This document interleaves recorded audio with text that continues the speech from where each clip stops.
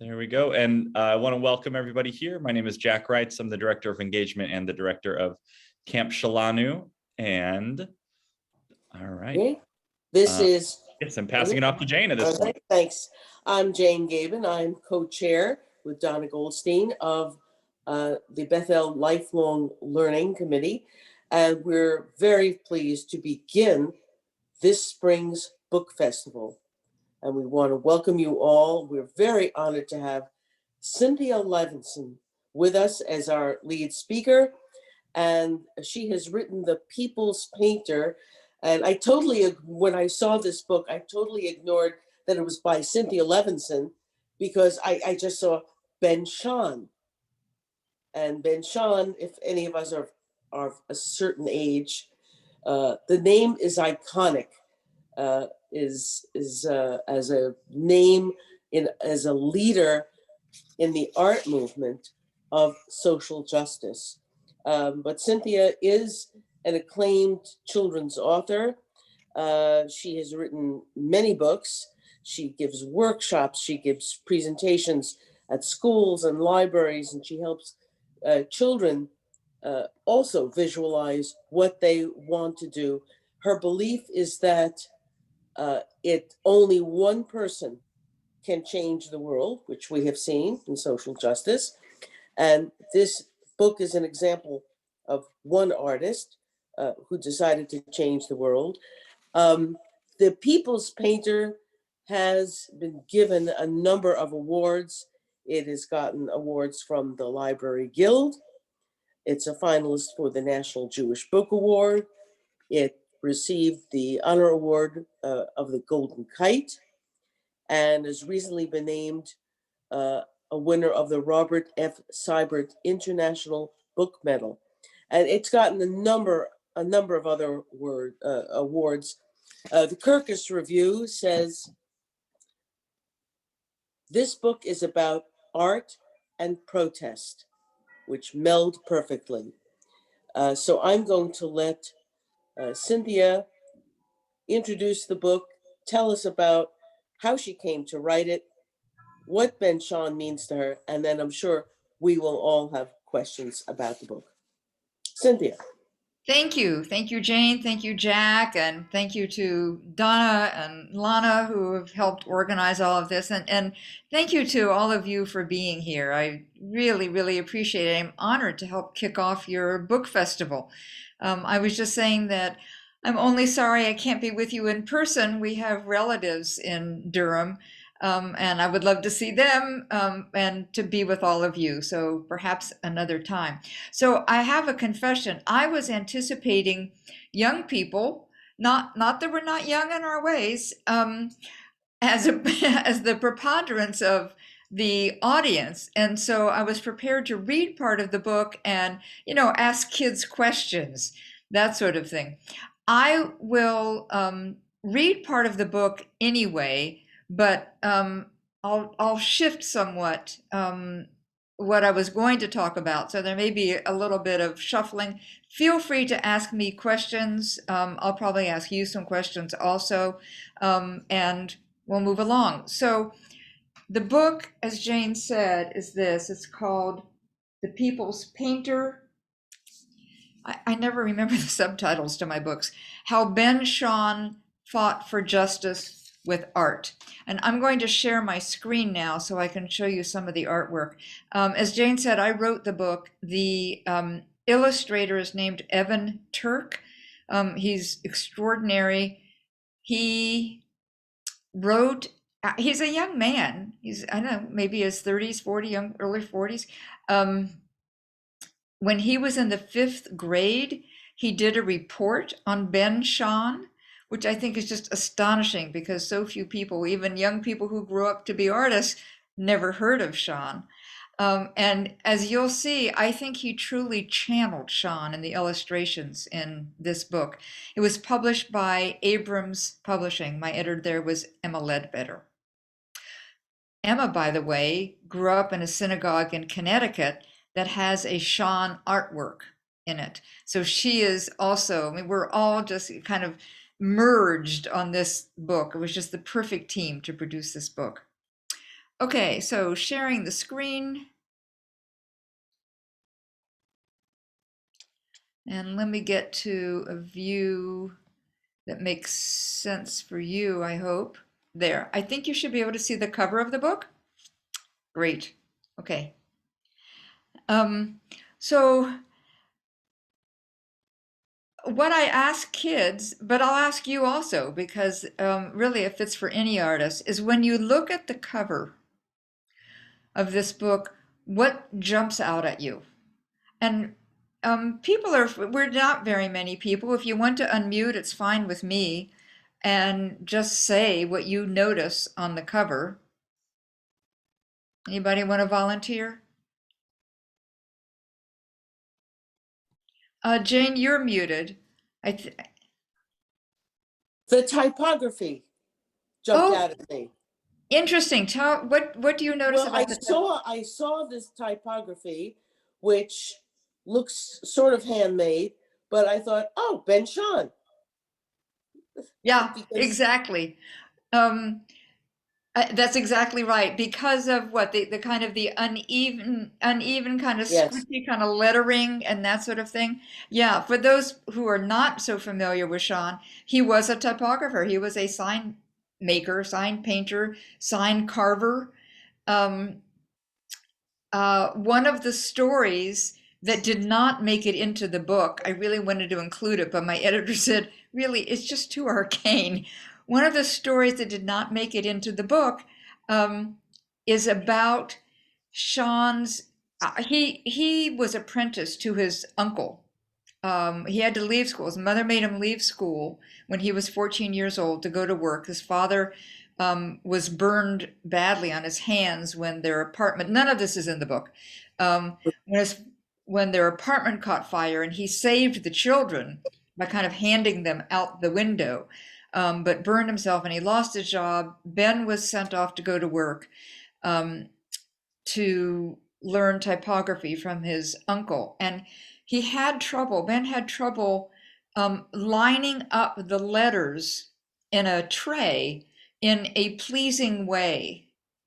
And his uncle said to him, imagine that the spaces within the letters, like the hollows, like in the P and the O, the B, and the letters and the spaces between the letters, imagine that those are empty spaces and you want everything to come out even. And the way you figure that is, in your mind, you take a glass of water and you're pouring an equal amount of water into these spaces. And Ben found that a revelatory insight. It helped him from then on figure out the typography and the spacing within and between the letters. And what he said was the eyes and the hands, I can't remember, see it all, have it all, something like that. But the focus was on eyes and hands. So when I never actually communicated directly with Evan, the illustrator, while we're working on the book, but through my editor and then through the art director and then to Evan, I sent reams of material, background material, including that story. And particularly when it came out of the book, I said, well, I hope that Evan is able to incorporate eyes and hands and make them prominent in this. And so that's one of the things that I noted when I look at the cover of this book. Obviously, the doves are obvious, but eyes and hands. And as I go through the first number of pages, you'll notice, I'm sure, emphasis on eyes and hands. So let's see, moving along here. All right. I think I should open the book myself so I can read it. The first thing I can remember, Ben said, I drew. From the time he could grasp a pencil, Ben Shahn yearned to draw everything he saw in his village in Lithuania. His mama Gittel's hands molding sturdy plates from slippery clay. His Tata Hessel carving stout chairs out of spruce trees. and his Tata's Tata, Zeta, chiseling wooden skates so Ben could skim across the frozen Neris River. But paper was a luxury in the shtetl, and there was none to spare. So with his finger, Ben traced the Hebrew letters that curled and curved through his book of Bible stories. Then he couldn't stop himself. He sketched in the margins. By the way, you might want to know there is a Yiddish glossary at the very beginning of the book. And though the Yiddish words are scaffolded, so kids know Tata Zeta, village, shtetl. For people who are not so familiar with these words or how to pronounce them, there's a definition and a pronunciation guide in the front of the book. Some Bible stories, though, enraged Ben, especially when good people got hurt. That's not right. Ben also protested when his cheder teacher wasn't fair. After a classmate pulled a prank, the teacher kept everyone indoors, demanding the culprit's name. "I'm not going to tell who did it," Ben declared, "and I'm not going to pay for something I didn't do." Refusing to tattle, he walked out. And by the way, again, I'm sure you can see the Hebrew letters and words on the blackboard behind the teacher. And I love the way Evan, he kind of lined up side by side, two layers of words, a good side and a bad side. I thought that was just really clever of him. I hope that Hebrew schools have a chance to look at that. Justice had mattered to Ben ever since he was little. He was only 4 when Tsar Nicholas II's soldiers hurled rocks through his window and dragged his father away. Just because Tata had been demanding fair pay for working people, he was banished to frigid, far-off Siberia. Ben didn't yet know how to draw his his outrage. You'd think I'd remember this. But feeling his father's boldness inside himself, he marched up to the sentry at the end of the street and shouted, "Down with the Tsar!" The soldier chased after him, but Ben escaped.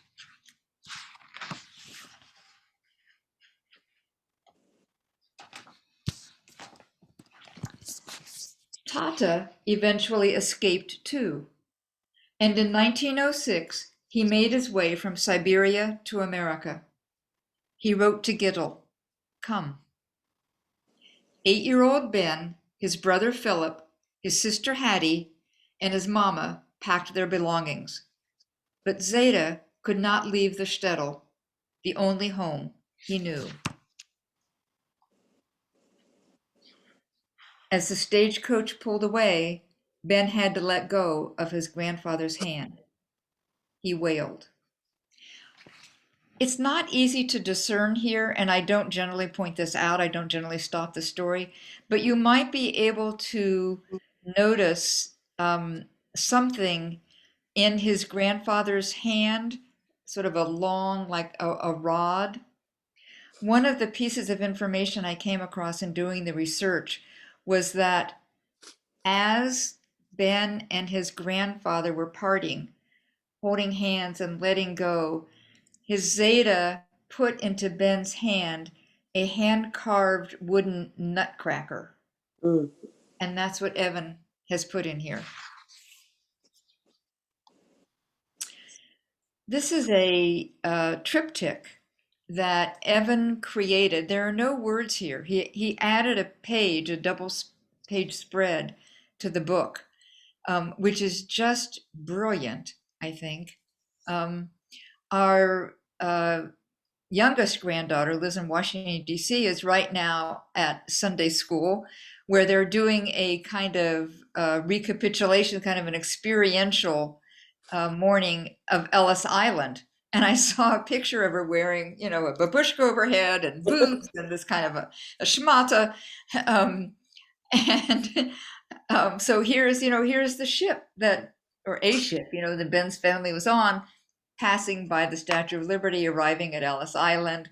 And then in the middle of the triptych, you know, the crowds of people, and I've heard Evan talk about this and the research that he did for the book as well as mine. And, you know, in fact, my daughter and her husband are reenacting. I think one of them is a medical inspector, I think probably not probing too deeply, and the other is a bank person, I guess, handing out some sort of chits to get people, you know, into land.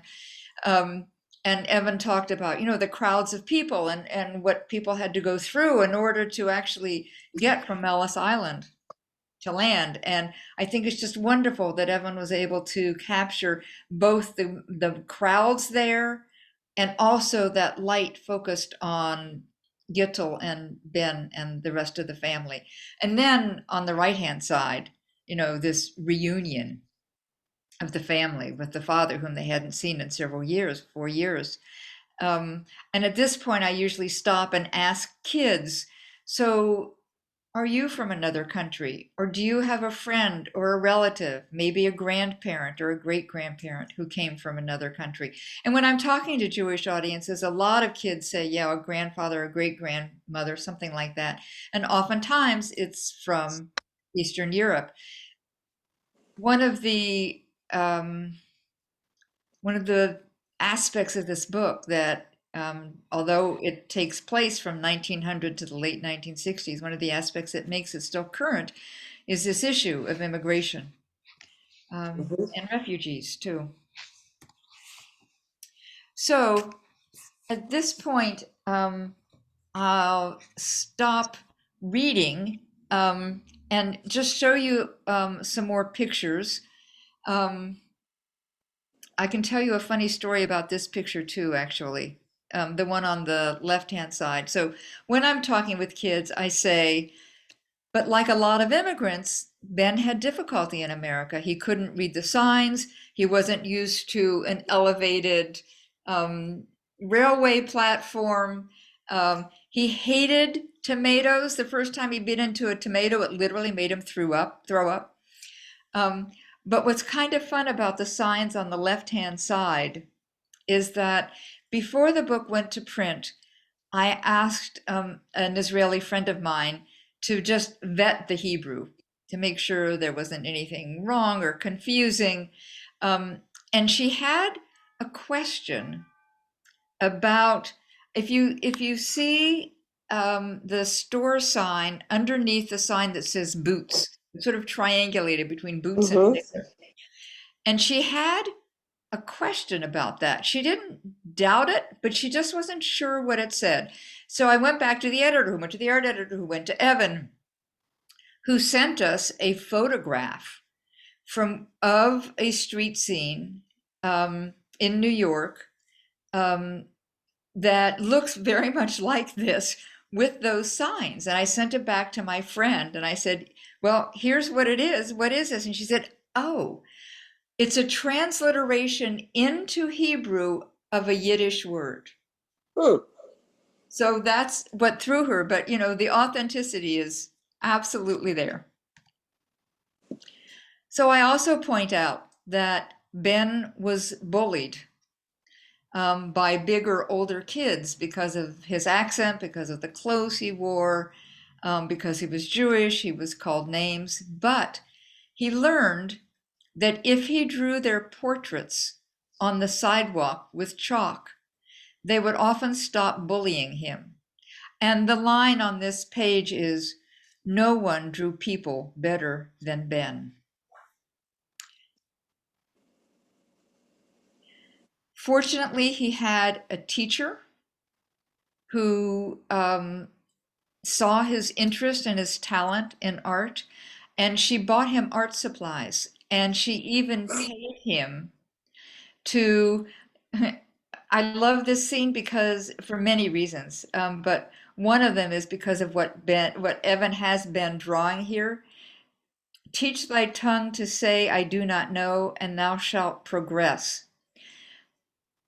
We had a conversation, the editors and Evan and I, about this because actually what she paid him to draw were diplomas for kids graduating from, it was either 6th grade or 8th grade. He was younger than that then.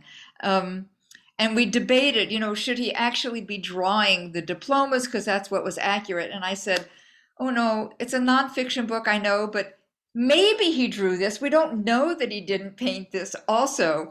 And I liked it so much that we decided to keep it. But one of the other reasons I love this, Jane, you mentioned the typography. Yes. Shapes of the leaves behind Ben. There's just something sort of elementally Hebraic about them.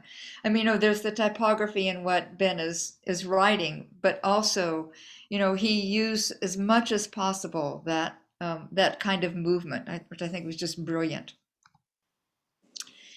So, Ben, I won't read the story. I'll just catch you up quickly for those of you who don't know. He went to art school at night. He continued painting signs in order to, earn an income. He fell out in ways with his art teachers who wanted him to paint beautiful things. He didn't want to paint beautiful things. He wanted to paint and portray things that he saw around himself, particularly injustices. During the Roosevelt administration, he was hired as a photographer, and he traveled through the South taking photographs.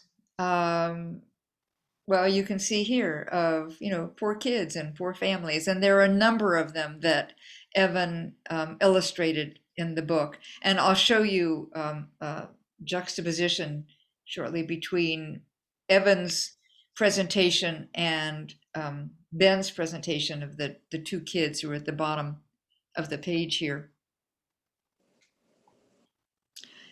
And he continued working on issues of social justice. And again, when I talk with kids, I say, whom do you see here? Whom do you recognize? And they all recognize Dr. King. Many kids recognize Gandhi.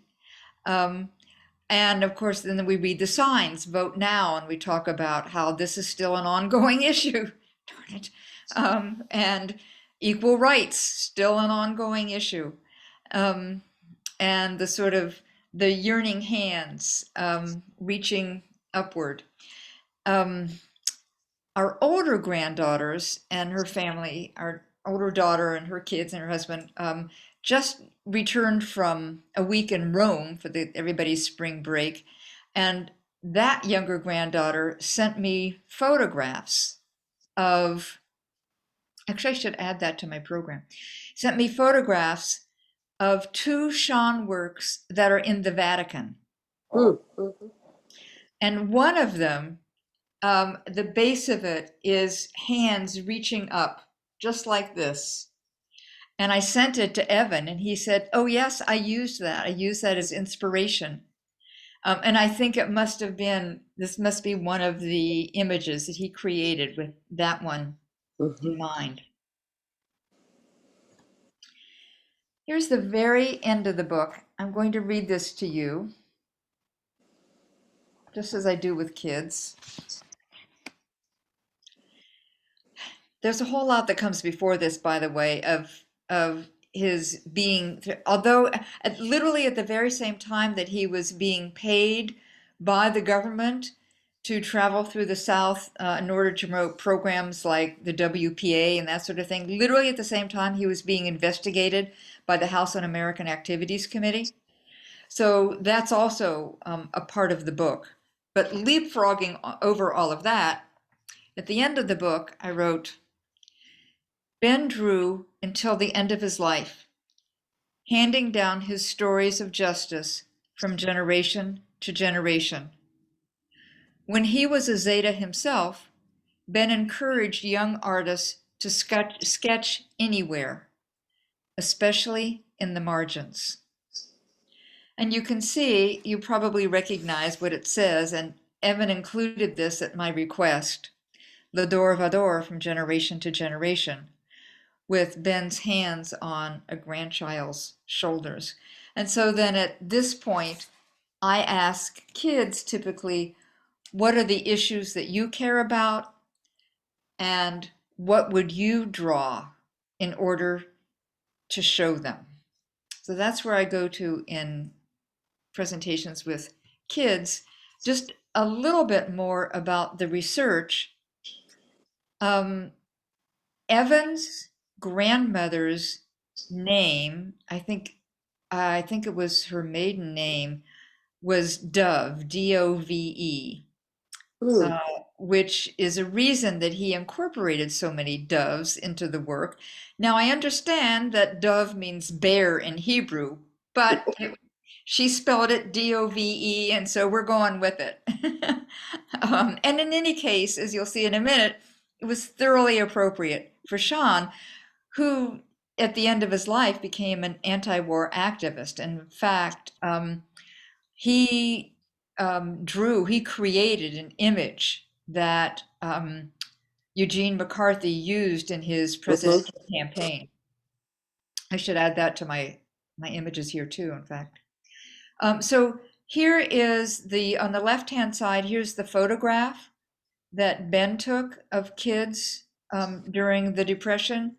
And this is the illustration that Evan made of it. And so, again, with kids, I talk about the similarities and the differences and how you can move from something real to something else that's real that also has your own heart in it. And I show this as a way of showing kids Ben's actual lithography, his concerns about civil rights because of the names that are written there, the girls who were murdered in the Birmingham church, for instance, and Mhm. also the three white men who were murdered, and others, and also the dove. That just conveys a lot of material here to talk with kids about.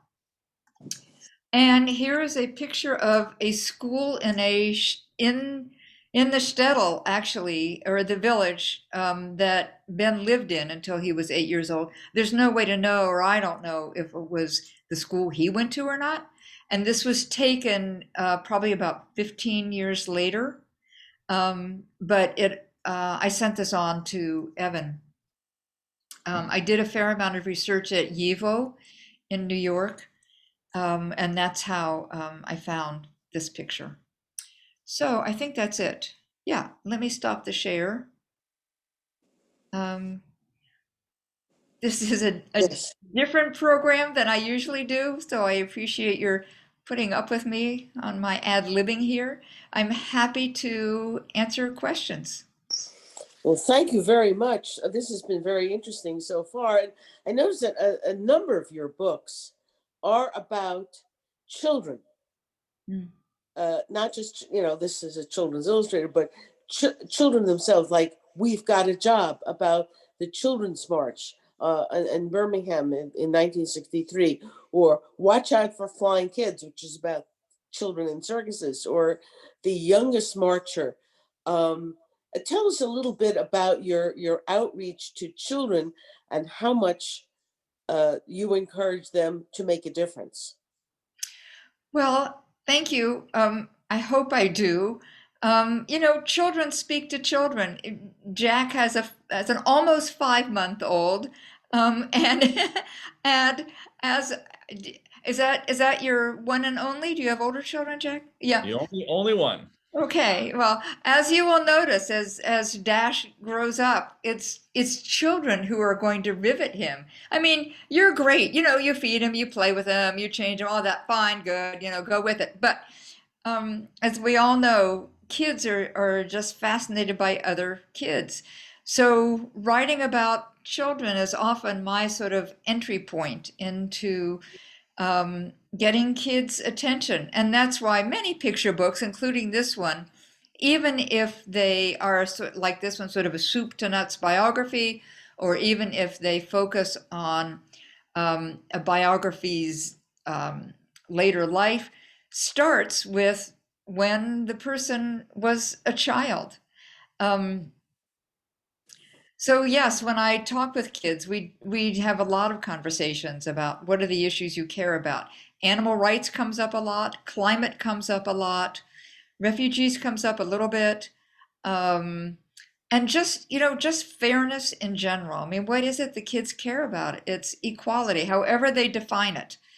And there are many ways to define it, but yeah, that really propels kids and gets their attention. So yes, I wrote two books about civil rights in Birmingham, and focusing on kids. One of them, The Youngest Marcher, focuses on a 9-year-old girl who spent a week in jail protesting civil rights. And the other one is the same story for older kids. It focuses on her and also 3 teenagers and their experience, black, all of them black. But it also includes, as a kind of corollary, for white kids in Birmingham at the same time and what they knew, which was very, very little about segregation in their hometown, um, and how they experienced it, which was basically not at all sort of, a comparison. So it's a kind of a wide angle lens to bring kids in. And you also mentioned Watch Out for Flying Kids, which is a book about children's circus, 2 children's circuses, one of which is an Arab Jewish circus in the Galilee.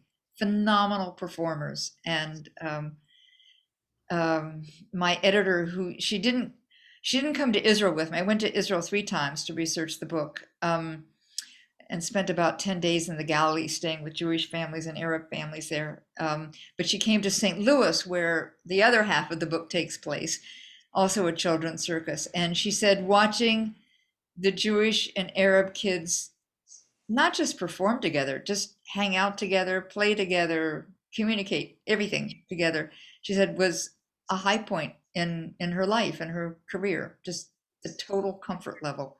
Because when you're doing circus tricks at a high level, the way these kids do, and they're just kids, they're not professionals, they're kids. You can't you can't stop and say, I'm not going to catch you. Your grandfather, took my land, or whatever it is. That's not the point. And I hope that that story too resonates with kids. Are all of your books illustrated by the same illustrator, or different illustrators, or not illustrated at all? Great question. Well, I only at this point have 2 picture books out, both of which illustrated. So this one is illustrated by Evan Turk. The Youngest Marcher, which is the pink cover you can see over my shoulder, was illustrated by Vanessa Brantley Newton. So the publishers choose the illustrators. And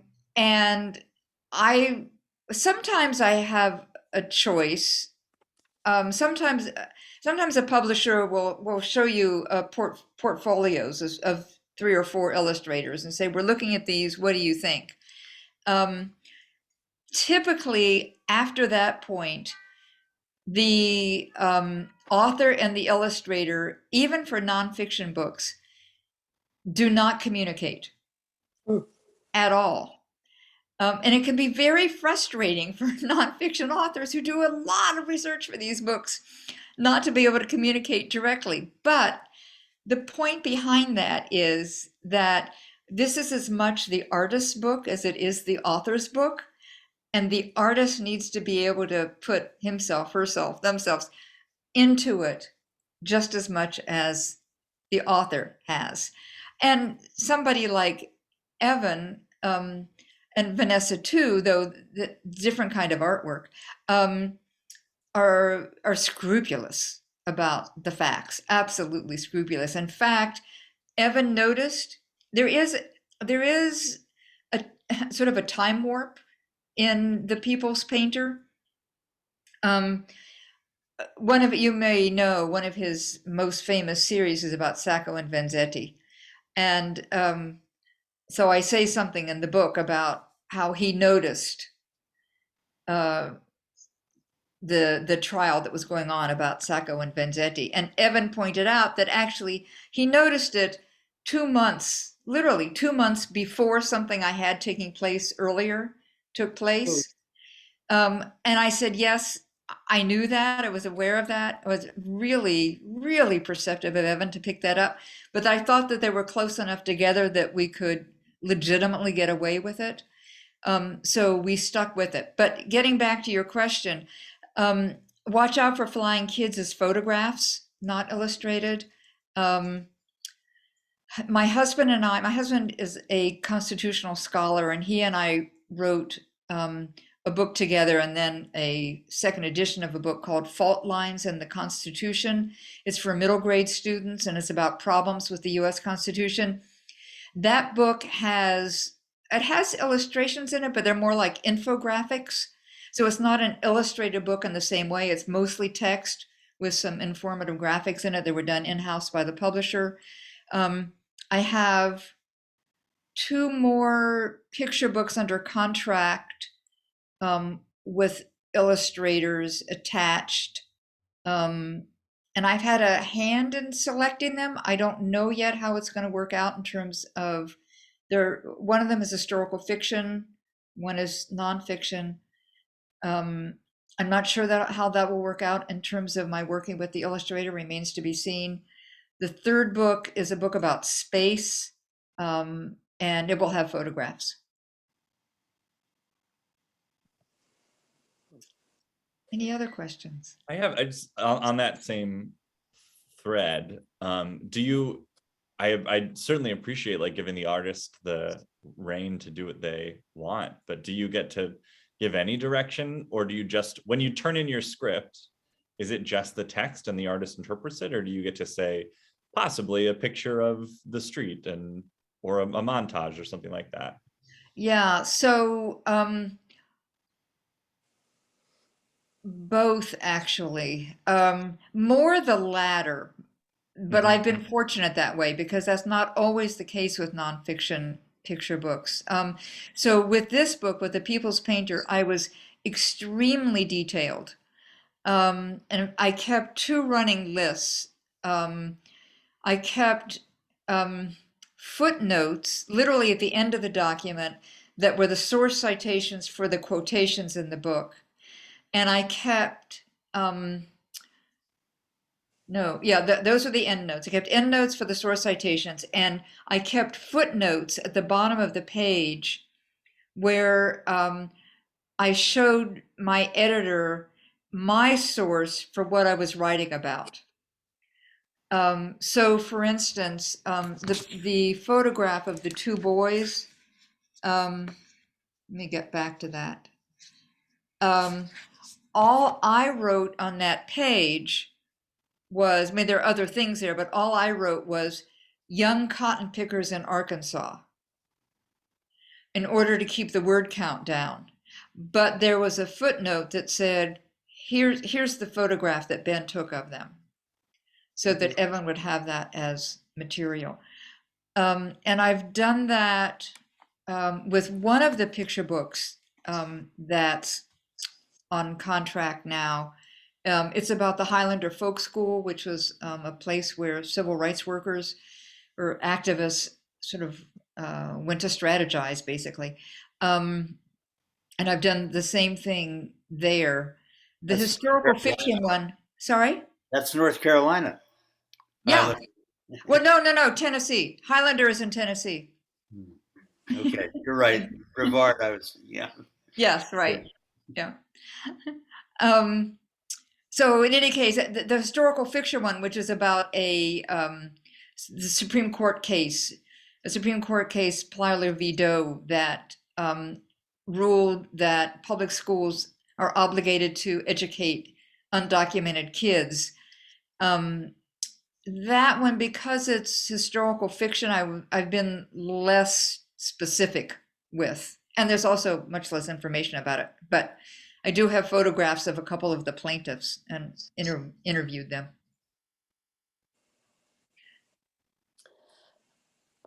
I have a question about one of the pictures that I didn't think about this before, but one of the pictures that you showed depicting Ben with a teacher,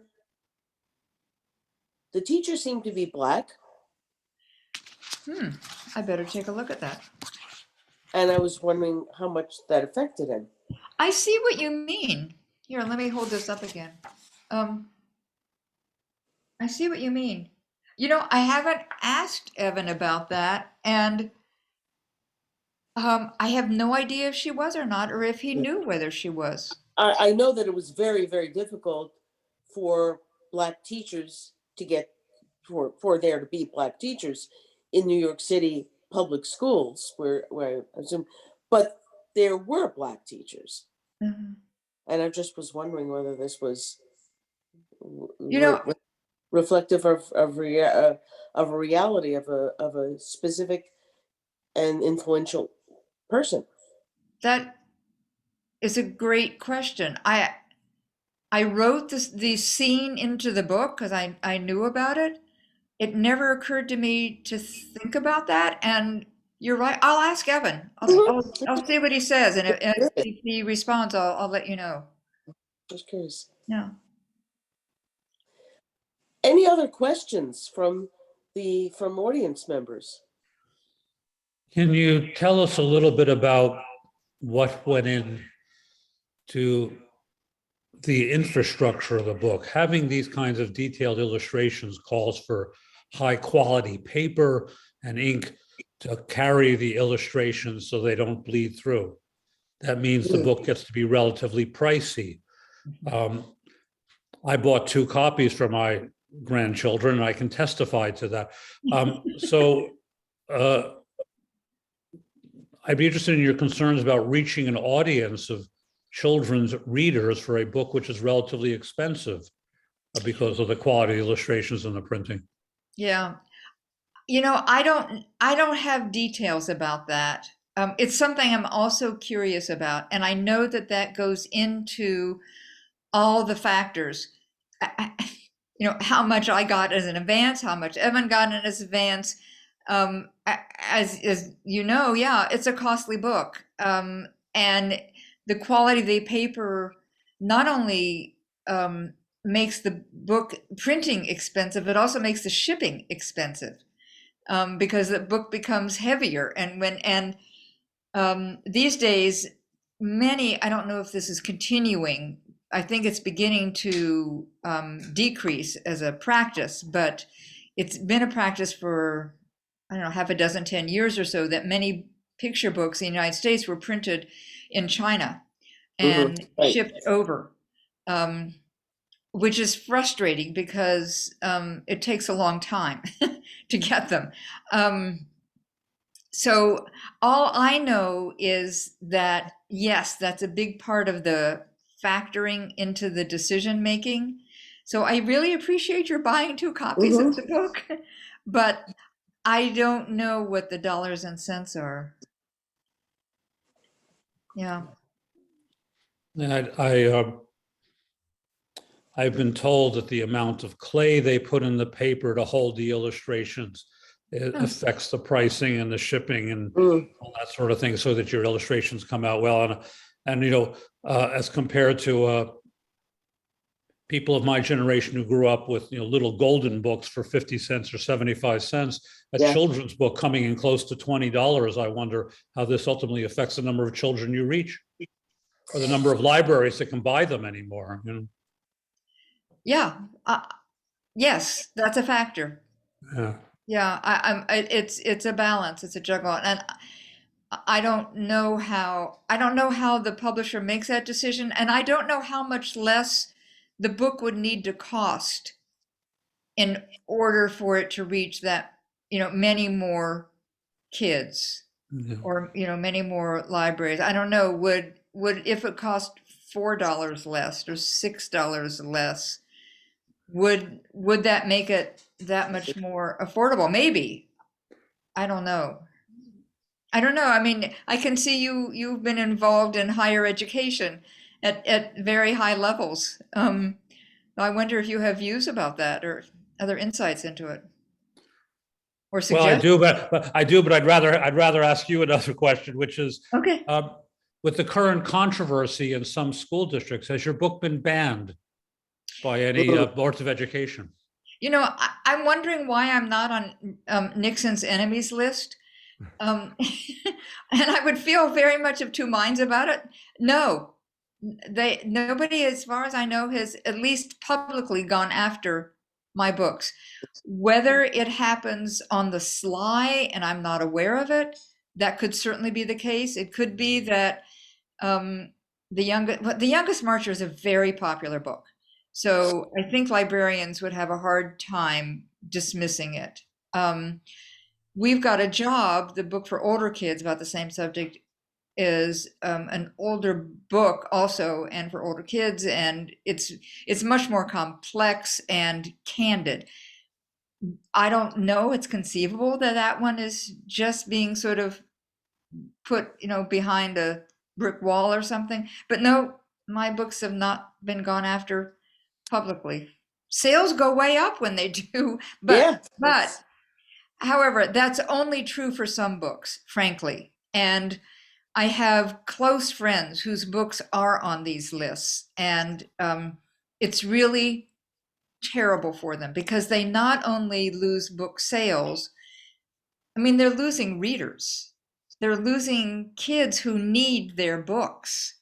That's the saddest part. And my friends are also losing opportunities like this to talk to audiences. I have a good friend who had school visits set up, and her books showed up on, that horrible Texas legislator. I mean, I'm in Austin. You'd think I remember his name, but I kind of repress it. Matt Krause showed up. Several of her books showed up on his list, and all of a sudden she got messages from schools saying, we're having a change in schedules, and we think we're not going to be able to include you this year. Shame on those teachers and Pardon shame me? on those librarians. Oh, Shame on those teachers and shame on those librarians. yeah. Because, Well, I don't know who's making the decisions, and I would like to think that librarians and teachers are doing their best because they're the ones who are closest to the kids and know what the kids need. I would like to think that it's policymakers who are farther from the kids who are making these decisions. In fact, there's an article in today's, I saw it online, New York Times, calling from research. I can't remember who did the research, suggesting that most parents are satisfied with their children's public schools, and that the people who are not satisfied or express dissatisfaction with public schools and the people who are most involved in this so-called book banning do not have children in public schools. So there's a warning in there for us to watch out who controls public schools and public libraries. We're very lucky in this area because we have freedom of publication and freedom of we have good books, good bookstores, and there's an exchange of ideas, but not every locality is as lucky. I encourage everybody to check out Cynthia's website, especially her the information about where she goes to give her presentations at schools and at libraries. And oh, there's Jack and the baby. Hi, Dash. There's Dash. Dash likes this book very much and Can't wait to get a copy for wants ourselves. copy to be bought so yes, we hear you. We hear you, Dash. So please look at the links and support our local booksellers, support our local libraries. And any last questions for Cynthia?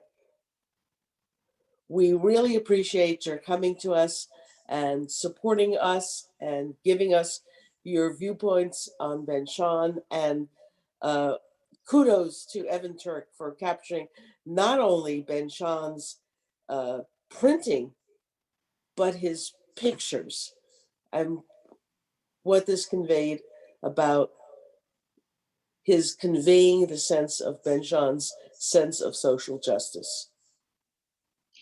Thank you. Thank you, Jane. Thank you, Jack. Thank you, everyone who came. Thank you, Bethel. Have a great book Thanks, festival. everybody.